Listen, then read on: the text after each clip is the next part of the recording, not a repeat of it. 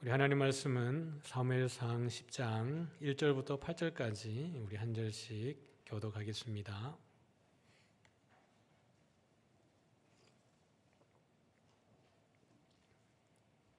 제가 1절을 읽겠습니다. 이에 사무엘이 기름병을 가져다가 사울의 머리에 붓고 입맞춤에 이르되 여호와께서 내게 기름을 부으사 그의 기업의 지도자로 삼지 아니하셨느냐?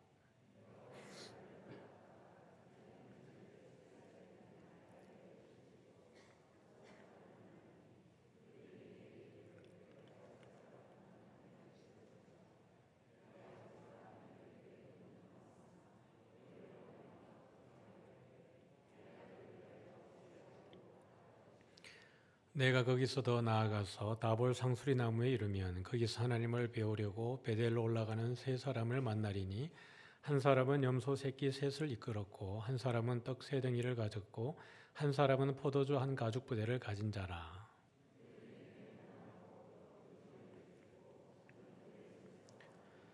그 후에 내가 하나님의 산에 이르리니 그곳에는 블레셋 사람들의 영문이 있느니라. 내가 그리로 가서 그 성읍으로 들어갈 때에 선지자의 무리가 산당에서부터 비파와 소고와 저와 수금을 앞세우고 예언하며 내려오는 것을 만날 것이요.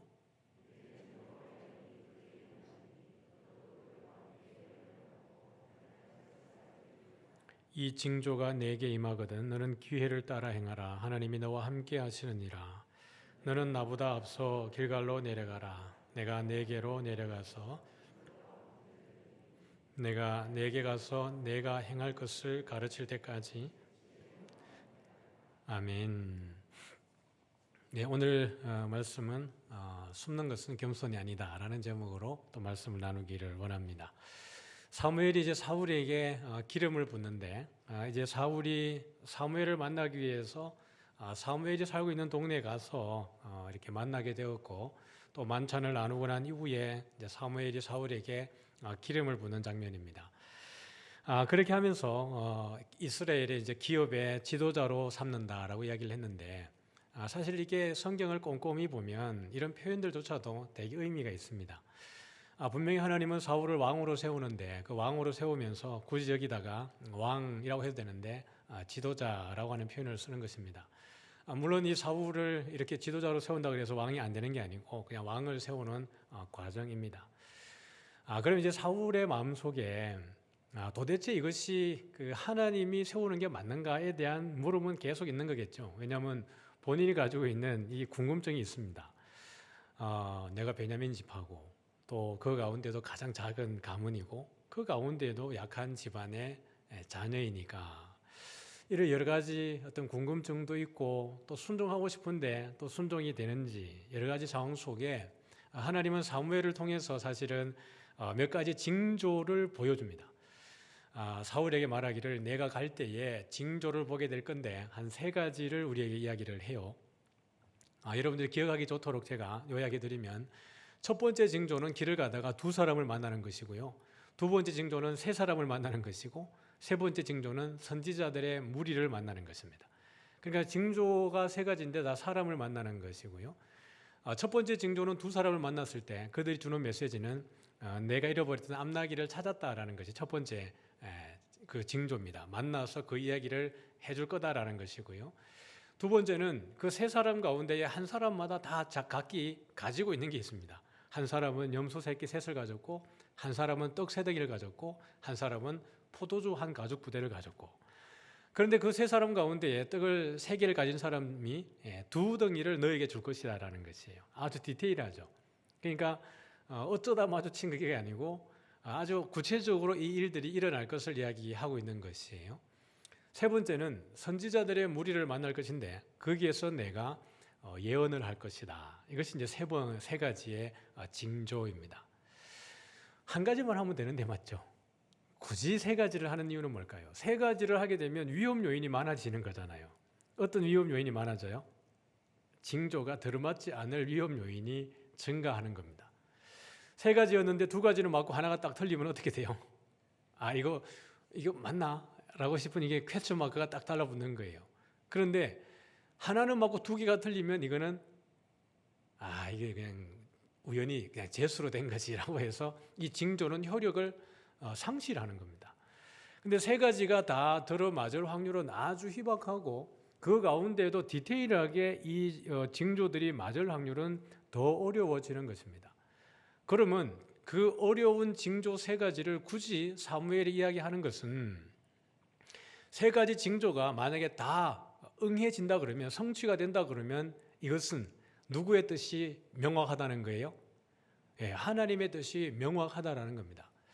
유대인들에게 숫자는 중요한 의미를 갖습니다. 3은 완전 숫자고 4도 완전 숫자고, 그러니까 3도 완전이고 4도 완전인데 3과 4가 더해지니까 뭐가 돼요? 7이 되잖아요. 그러니까 7이 더 완전한 숫자가 되는 거예요.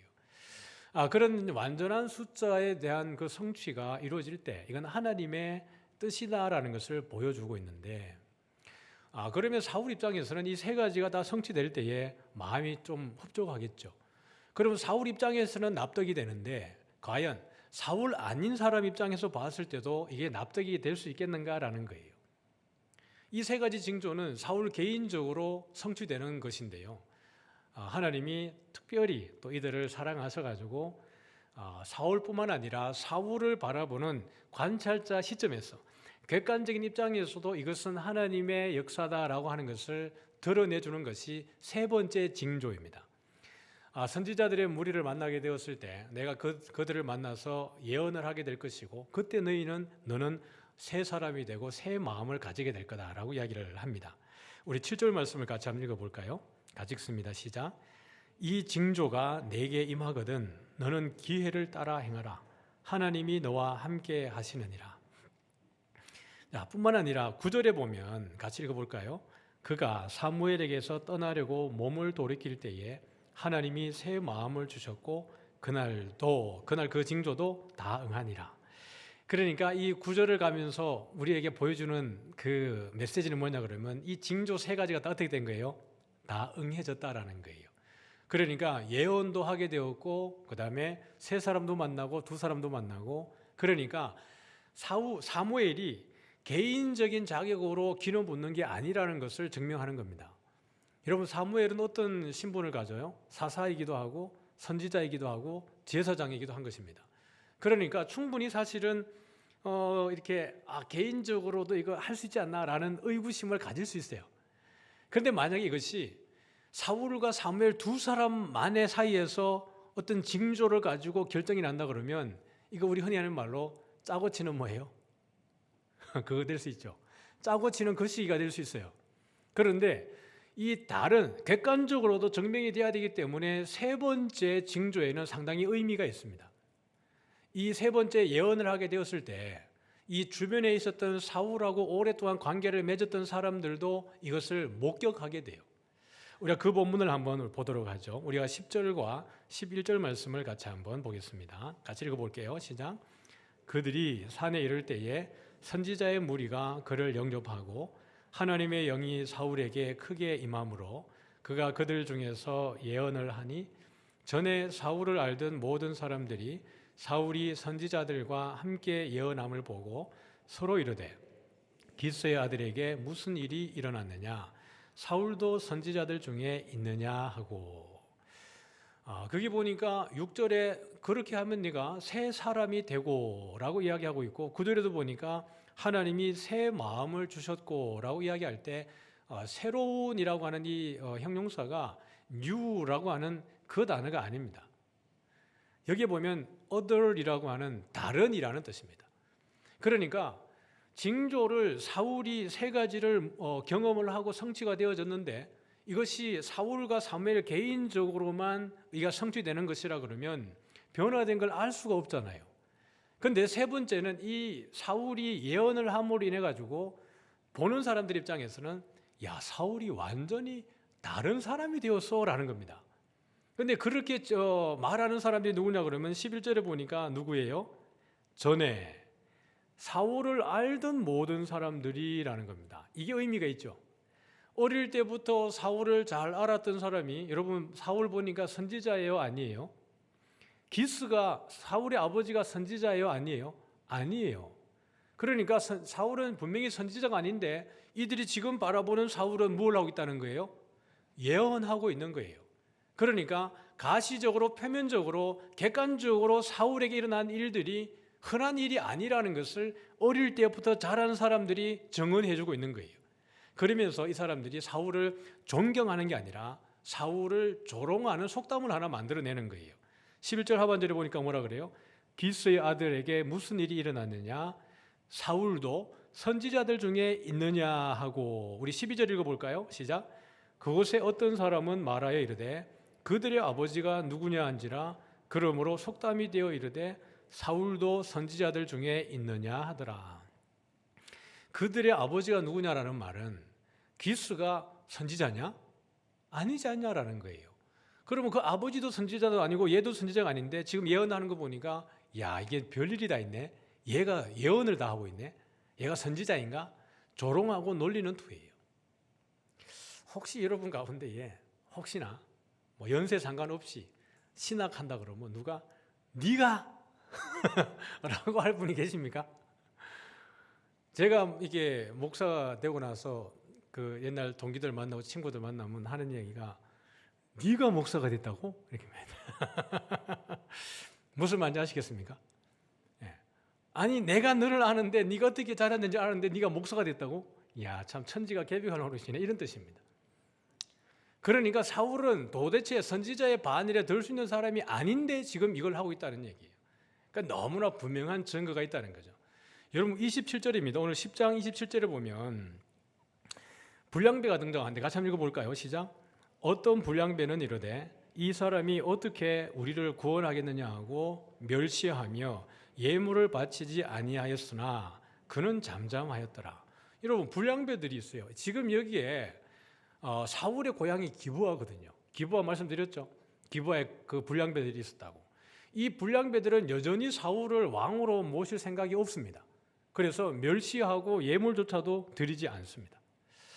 그러면서요, 이것이 일시적이고 사울과 사울을 지켜보는 사람들을 위해서 하나님이 의도적으로 주셨다는 것이 더 선명해지는 게 뭐냐 그러면 13절입니다. 같이 한번 볼까요? 시작. 사울이 예언하기를 마치고 산당으로 가니라. 이건 이중적 의미가 있는 거예요. 이제 여기서 예언이 끝났다라는 것과 더 이상 사울이 예언할 수 있는 것이 아니다라는 것을 이야기하고 있습니다. 그러니까 하나의 징조의 성취로서 이것을 보여주는 목적으로 예언하게 하셨다라는 뜻이에요. 자, 그러면 이제 우리의 시선을 조금 다른 데로 좀 옮겨보도록 하겠습니다. 어디로 옮길 거냐 그러면 이제 사무엘과 사울이 개인적으로 사무엘이 기름을 부었고 사무엘은 사울에게 내가 집으로 가다 보면 이런 징조를 만날 텐데 이 징조가 내게 임하는 것을 보거든 하나님이 한 줄 내가 알아라 라는 것입니다. 다시 말하면 사울과 사무엘의 개인적인 관계 속에서 기름 부는 장면이라면 이제 필요한 것은 뭐예요? 사울이 세워지는 것은 사사로 세워지는 게 아니라 이스라엘의 왕으로 세워지는 것이기 때문에 12지파의 공식적인 인정을 받아야 되는 것입니다. 이제 그 현장으로 우리가 가보도록 하죠. 그렇게 하면서 사무엘은 백성들을 어디로 집합시킵니까? 딱 이렇게 연락을 보내가지고 집합 그랬는데 어디에서 모여요? 미스바에서 모입니다. 여러분 미스바 그러면 역사적으로 여러분 어떤 사건이 있었던 곳인데요. 우리 사사기 20장 1절 한번 읽어볼게요. 같이 읽죠. 시작. 이에 모든 이스라엘 자손이 단에서부터 부엘세바까지와 길라 땅에서 나와서 그 회중이 일제히 미스바에서 여호와 앞에 모였으니. 이 장면이 여러분 어떤 장면인지 혹시 알 수 있겠습니까? 사사기 20장이니까 사사기는 21장까지 있으니까 끝자락에 있고 사사기 끝자락에서 우리가 계속 다뤄지는 것이 레위인들의 그 행위를 보고 있는데 레위인이 자기의 첩을 데리고 돌아오다가 베냐민 땅 기브아에서 하루를 유숙하는데 기브아에 있는 불량배들 지금 사울이 왕이 될 때에도 여러분 불량배들이 사울을 인정하지 않지 않습니까? 그 불량배들이 그 레위인의 첩을 죽이는 사건이 생깁니다. 이것 때문에 레위인이 자기 아내를 12조각을 내가지고 이스라엘 12지파에게 다 보내어서 이것이 베냐민에 있는 불량배들이 한 짓이라고 이야기하면서 이 베냐민에 대해서 심판할 테니까 다 모여라 라고 하고 난 이후에 그 이스라엘 11지파가 모인 곳이 미스바입니다. 근데 여러분 참 아이러니한 거예요. 그렇게 베냐민 사람들 입장에서 보면 이 미스바는 그들에게 사실은 치욕의 장소이고 다시 언급되고 싶지 않은 장소인데 하나님은 사울을 왕으로 세우기 위해서 굳이 미스바에 모이라는 거예요. 모인 11지파 입장에서는 여러분 기분이 좋을까요? 안 좋을까요? 이게 별로인 거예요. 여기 왜 모이라 그러지? 그러면 여러분 볼 때 지금까지 정황으로 봤을 때요, 하나님이 이스라엘 백성들 가운데에서 왕을 선출하겠다 그랬을 때 하나님이 선출한 방식은 제비 뽑기입니다. 제비를 뽑는데 12지파 가운데에서 여러분이라면 가장 안 뽑혔으면 싶은 지파가 어디예요? 말할 것 없이 베냐민 지파예요. 왜냐하면 베냐민 때문에 이런 이스라엘 지파가 한 지파가 사라질 뻔했거든요. 민족 상잔이 베냐민 지파 때문에 일어났거든요. 그러니까 여기 모인 사람 가운데 제비를 뽑는다 그러면 제일 뽑히기 싫은, 안 뽑혔으면 싶은 지파가 베냐민 지파인데 하나님은 베냐민 지파를 뽑게 하는 거예요. 그 다음에 마들이 가문이고요. 그 다음에 그 가운데 기스의 집안이 뽑혔고 사울이 뽑힌 거예요. 사울의 고백을 보면 자기 집안은 이스라엘 가운데 가장 작은 지파고 그 작은 지파 가운데도 가장 작은 집안이라 그랬어요. 그러면 이스라엘 왕이 되는 데 있어 가지고는 가장 불리한 조건에 가장 극단에 와 있습니다. 마지막 끝자락에 사울이 놓여 있는 거예요. 그런데 하나님이 제비 뽑기를 통해 가지고 여러분 누굴 뽑아버리는 거예요? 사울을 뽑는 거예요. 잠언서 16장 한번 읽어볼까요? 같이 읽겠습니다. 시작. 제비는 사람이 뽑으나 모든 일을 작정하기는 여호와께 있느니라. 지금 여기 이 장면은 사무엘과 사울 간의 개인적인 하나님이 왕을 세우는 장면이 아니고 이스라엘 12지파 가운데에 공식적으로 세우는 자리입니다. 그러니까 제비 뽑기가 갖는 여러분 가장 강력한 그 의미는 뭐냐 그러면 하나님께 맡긴다는 뜻입니다.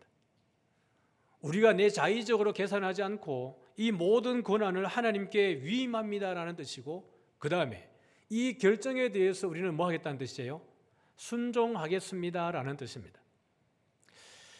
이스라엘 백성들이 여러분 그 제비 뽑기를 해가지고 순종했던 장면이 또 있는데 뭘까요? 아주 큰 사건이죠. 가나안 땅에 들어가가지고 땅 분배할 때입니다. 딱 구획을 정해와가지고 선을 딱 그어서 경계를 딱 치고 난 이후에 그 백성들을 다 모았습니다. 그 지파장들을 모아가지고 이제 그 땅을 그 나눌 때에 제비를 뽑았어요.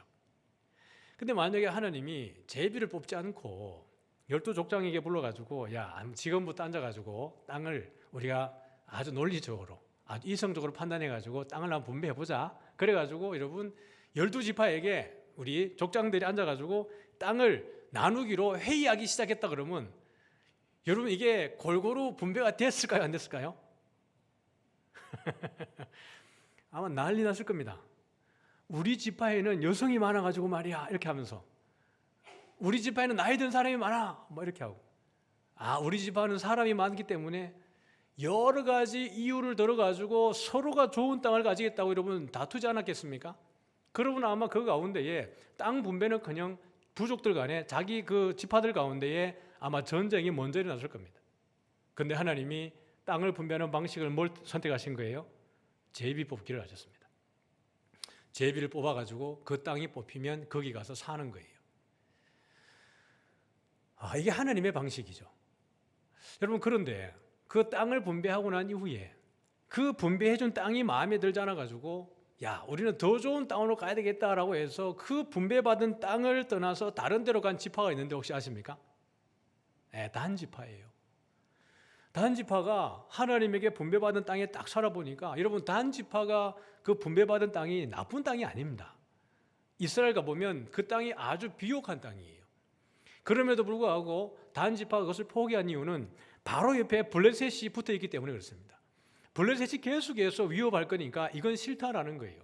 그래서 여러분 단지파가 다른 땅을 차지할 때 구할 때 가장 선제 조건이 전쟁이 없는 곳입니다. 전쟁이 없고 사람들이 온유하게 살 수 있는 곳이 어디일까를 찾아 헤매다가 올라갔는데 어디까지 간 거예요? 헐몬산 밑에까지 올라간 겁니다. 거기 라이스라고 하는 땅이 있었는데 지금 그들이 살고 있는 것보다 그냥 볼 때는 훨씬 기름진 곳입니다. 수량도 풍부하고 땅이 비옥한 곳이에요. 사람들이 전쟁이 없고 온유한 곳입니다. 그 땅을 점령하고 단지파가 전체로 라이스로 올라가서 거기에 단지파를 새롭게 형성을 해요. 그런데 그때는 제국이 일어나기 전입니다. 애굽이 그렇게 큰 제국을 이루기 전에 아수르가 일어나기 전에 바벨론이 일어나기 전에입니다. 그런데 제국들이 일어나서 전쟁이 벌어지고 제국들의 통치가 일어나게 되니까 여러분, 그 지나가는 길목이 어디예요? 그 땅입니다. 라이스 땅이고 그들이 점령했던 그 단이라고 하는 곳을 제국들이 지나가는 통로가 되어버리고 전쟁터가 되는 것이에요. 하나님이 준 땅을 포기하고 그들의 시각에 좋은 대로, 그들의 눈에 좋은 대로 선택하게 되었을 때 그들이 맞는 결과가 그것입니다. 하나님이 아브라함을 가나안 땅에 들여보냈을 때 함께 간 조카가 있었죠. 뭐예요? 롯이에요. 롯도 하나님이 많은 복을 주셔가지고 이렇게 가축도 많아지고 재물도 풍성해지고 종이 많아지니까 아브라함의 종과 롯의 종 간에 다툼이 벌어져가지고 영토 싸움이 벌어지게 된 겁니다. 한 곳에 머물기에 우리가 땅이 너무 좁다 그랬어요. 그러니까 아브라함이 조카에게, 얘야, 그러면 내가 먼저 땅을 선택을 해라. 그러면 네가 선택하고 나머지는 내가 갈게. 네가 좌하면 내가 우하고 내가 우하면 내가 좌할게. 네가 먼저 선택을 해라고 이야기를 하는 거예요. 유대인의 방위 개념상 앞쪽이 동쪽입니다. 그러니 네가 좌하면 내가 우하겠다는 말은 앞쪽이 항상 동쪽이니까 좌한다는 말은 네가 북쪽으로 가면 내가 남쪽으로 가고 네가 우하면이라는 말은 네가 남쪽으로 가면 내가 북쪽으로 갈게라는 뜻입니다. 그러면 아브라함 입장에서는 어떤 이야기를 하고 있냐 그러면 네가 좌로 가든지 우로 가든지 어디를 떠나지 말라는 이야기예요? 가나안 땅 떠나지 말라는 얘기예요. 왜냐하면 하나님의 약속이 이 가나안 땅이기 때문에 그렇습니다. 그런데 롯이 볼 때 좌도 아니고 우도 아니고 어디를 봐요? 요단 동편을 보는 거예요. 앞쪽을 바라보는 겁니다. 그때는 하나님이 소돔을 멸하시기 전이었는 거로 롯이 볼 때 애굽 땅 같고 여호와의 동산 같았다라고 이야기를 하고 있습니다.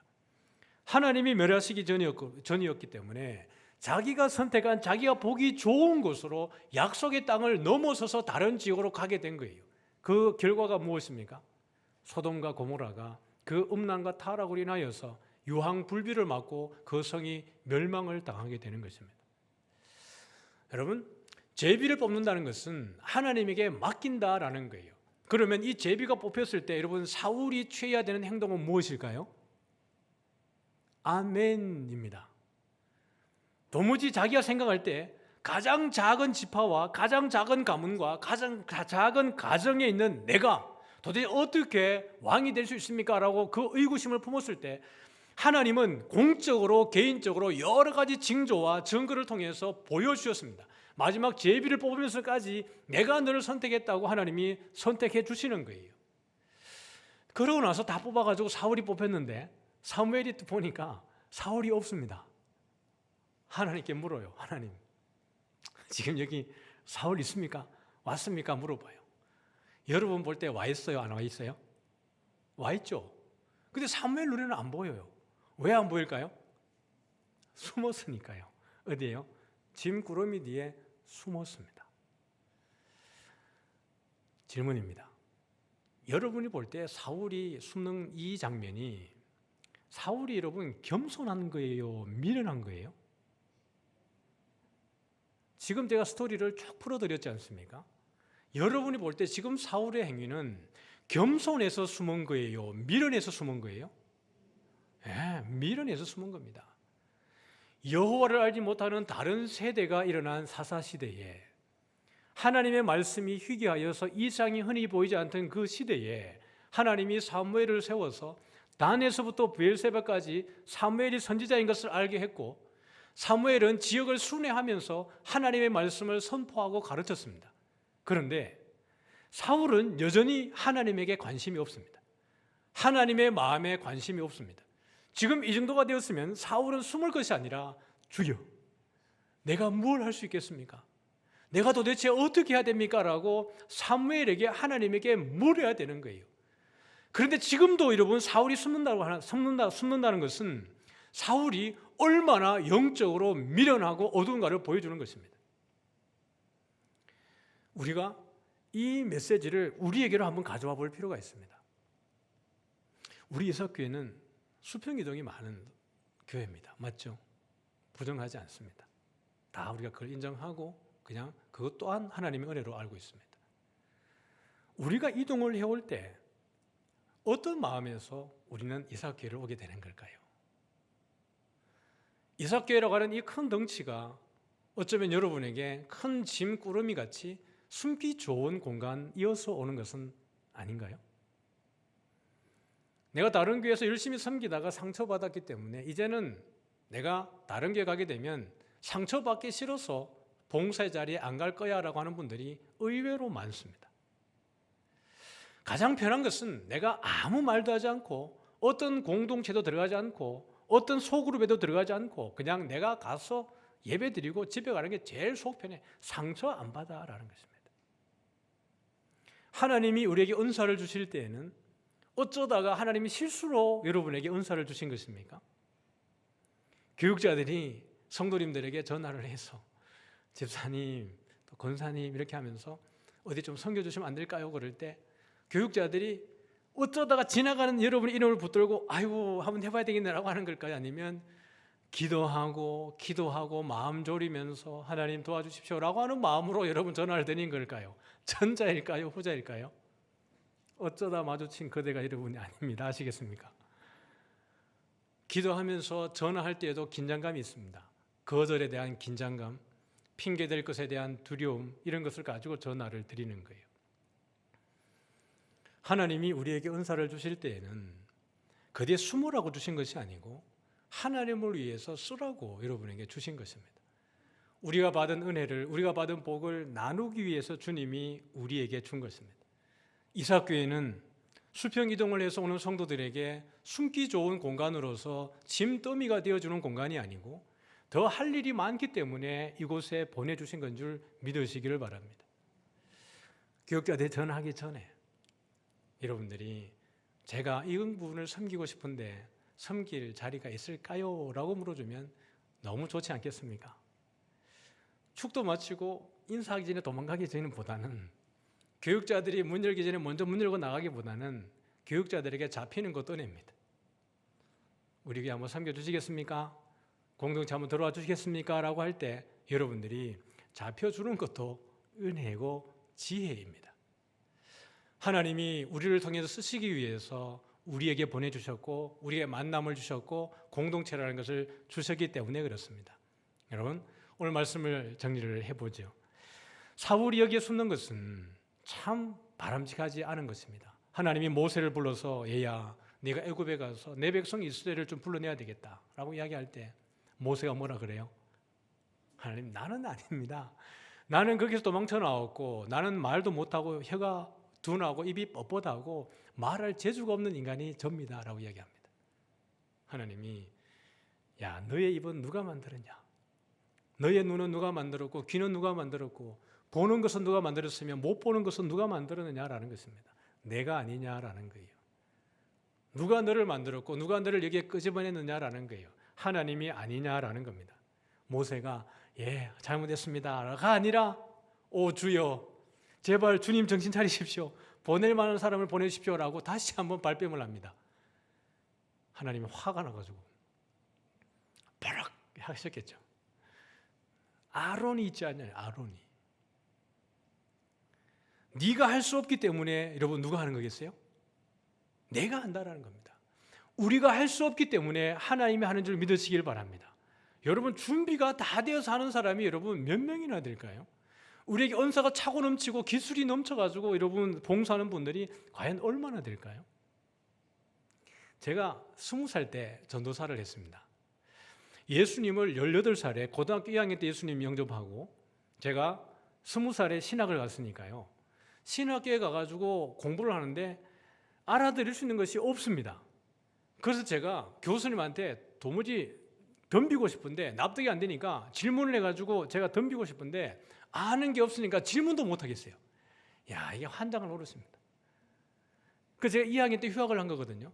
그런데 그 20살 때 신학을 들어가가지고 아무것도 모르는데 주일날 교회에서 그 영덕의 시골 모교에서 예배를 드리는데 목사님이 이렇게 설교하시다가 갑자기 난데없이 뜬금없이 장로님들한테 장로님들 남수호를 전도사로 세울까요? 그래요. 그 설교하다가 그렇게 목사님 얘기하니까 장로님들이 안 됩니다라고 어떻게 하겠습니까? 당사자 앉아 있는데 성가대 앉아서 지금 예배드리고 있는데 그러니까 제가 설교하다가 얼떨결에 전도사가 됐습니다. 전도사가 되고 나니까 그 다음 주부터 바로 설교를 해야 되는 거예요. 제가 여러분 성경을 뭘 알겠어요? 신학교 가서 공부하는데 아무것도 모르는데 당장 설교하라 그러니까 제가 주석책을 보고 주석 제일 뒤에 있는 설교문을 그대로 뺏겼습니다. 갱지 알죠? 갱지에다가 다 뺏겼습니다. 그걸 뺏겨놓고 일주일 내내 외웁니다. 이걸 외워가지고 설교를 해야 되니까. 왜냐하면 목사님 보니까 이걸 안 보고 계속 성도만 보고 설교를 하시는 거예요. 그러니까 나도 설교는 고개를 숙이면 안 되는구나 그래가지고 이걸 암송을 다 했습니다. 설교인지 암송인지 모르겠는데 암송을 다 했어요. 그리고 토요일 날 됐습니다. 토요일 날 학생회 예배 딱 드리는데 그 목사님 안 오시면 좋겠는데 뒤에 다 오셔가지고 앉으신 거죠. 설교하러 딱 섰습니다. 제가 그 암송한 것을 딱 제가 하고 나니까 보통 설교를 25분 했거든요. 25분, 30분 했는데 그걸 딱 맞추고 나니까 5분 지났습니다. 난 설교 다 했습니다. 이미 설교 다 했는데 5분 지나고 그러면 20분을 제가 어떻게든지 해야 되는데 지금도 생각해 보면 그 20분을 어떻게 보냈는지 모르겠어요. 여러분 생각해 보면 제가 대단한 게 아니라 성도님들이 대단한 겁니다. 20살짜리가 그 예배 드리다가 예수 믿은 지 얼마 안 되는 걸 그 교회 성도들이 다 알거든요. 얘가 교회 온 지 얼마 안 되는 애라는 걸. 근데도 목사님이 그렇게 임명했을 때 한 사람도 저에게 수호야라고 말한 사람이 없습니다. 전도사님이라 그랬어요. 그렇게 제가 아무것도 모르는 가운데에 설교를 하는 건지 암송을 하는 건지 모르는데 그런 가운데 시간을 지나면서 지금 여러분 앞에 제가 서 있습니다. 준비돼서 서면 하나님의 일을 우리는 못하는 거죠.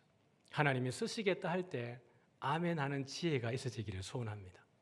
하나님은 우리에게 항상 선한 일을 하기로 작정하고 예비하고 계십니다. 여러분이 만약에 어떤 직장의 오너라면 아니면 여러분이 간부여서 여러분 밑에 있는 부하 직원들을 어떻게 보면 자리를 이동할 수 있는 그 위치에 있다면 한 사람 한 사람들을 포지셔닝 할 때에 이렇게 자리 배치를 할 때에 아무 대책 없이 하겠습니까? 아니면 그 사람의 성향을 다 알고 이 사람이 좀 부족하지만 이 사람이 거기에 세워져서 일하게 될 때 어떻게 도와야 될지 다 계획하고 세우겠습니까? 여러분이 어떻게 한 직장의 오너라 그러면 그것마저도 여러분에게 다 있는 것처럼 하나님이 우리를 세우실 때에는 하나님의 대안이 다 있는 줄 믿으시길 바랍니다. 우리가 아무것도 할 수 없기 때문에 누가 하는 거예요? 하나님이 하는 거예요. 나에게 능력이 없기 때문에 누구의 능력이 드러나지는 거예요? 하나님의 능력이 드러나지는 겁니다. 제가 목사님 저 못합니다 라고 했으면 지금 저는 여기 없겠죠. 아무것도 못해도 그냥 목사님이 시키니까 이게 하나님의 일인가 보다. 제가요 박친대 성가 때 지휘했습니다. 하라 그래가지고 그냥 하는 거예요. 그럼 뭐 4분의 4박자만 고르는 거죠. 뭐 그냥 순종하면 일은 하나님이 그 다음에 이루는 줄 믿으시길 바랍니다. 여러분 숨는 것은 겸손이 아니라 미련한 것이고 어떤 측면에서 보면 또 다른 측면에서 보면 교만이기도 합니다. 우리는 그것을 잘 스스로가 판단할 수 있어요. 그러나 가장 여러분 큰 겸손은 뭐냐 그러면 순종입니다. 하나님이 여리고를 점령할 때 이 성을 완전히 여호와께 바치라 그랬을 때 그 완전히 바친다는 것은 진멸입니다. 하나도 남김없이 완전히 진멸해가지고 파괴시키는 거예요. 그걸 헤렘이라 그럽니다. 그런데 아간이 어떻게 하는 거예요? 그 전리품 하나 좋은 걸 자기를 위해서 숨긴 거예요. 이것 때문에 그들이 아이성 전투에서 패배합니다. 사무엘상 15장에 가면 하나님이 이 사울에게 너는 아말렉을 완전히 진멸하라 그랬습니다. 헤렘시키라 그랬어요. 그런데 사울이 그 마음속에 그게 진정성이 있다 한들 했다고 쳐도 사울이 진멸하다가 뭘 남겨요? 아주 기름지고 좋은 그 가축들을 남깁니다. 그런데 사무엘이 뭐라고 야단치니까 사울이 뭐라 그랬어요? 이거 하나님께 제사 드릴 걸로 남겼습니다 라고 이야기하는 거예요. 사무엘이 잘했습니다 그런 거였습니까? 제가 몰랐습니다 라고 했습니까? 아니면 사무엘이 더 화냈습니까? 사무엘이 더 화를 내는 거예요. 왜냐면요 진멸해서 온전히 바치는 것 자체가 하나님 앞에 예배이기 때문에 그렇습니다. 그 자체가 하나의 제물이에요. 그런데 그 진멸하고 온전히 바치는 것 가운데에서 하나님을 위해 바치겠다고 거기서 하나를 턱하니 빼버리는 거예요. 그러면 이 자체가 온전한 예배가 돼요, 안 돼요? 안 돼지는 거예요.